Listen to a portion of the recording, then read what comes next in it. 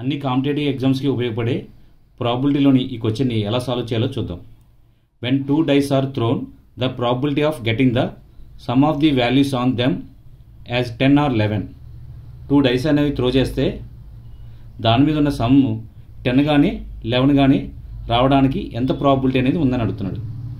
ఇక్కడ చూడండి, when 2 dice are thrown number of outcomes, ప్రతి డై మీద 6 నెంబర్స్ ఉంటాయి.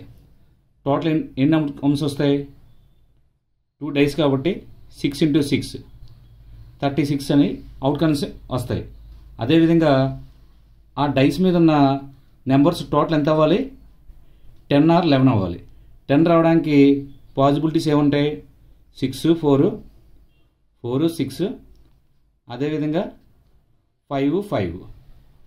ఇక్కడ 10 or 11 అన్నాడు కదా, 11 కూడా రావడానికి, అంటే 11 రావడానికి 6, 5, 5, 6, మొత్తం 10 or 11 అన్నాడు కాబట్టి మొత్తం 5 తీసుకోవాలి.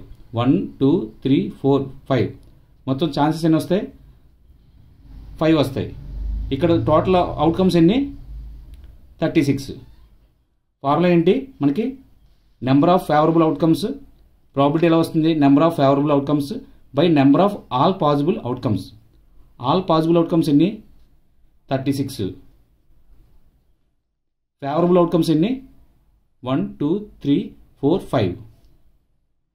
అంటే 5/36 అనేది మనకి ఆన్సర్ అవుతుంది. ఆప్షన్ బి అనేది కరెక్ట్ ఆన్సర్.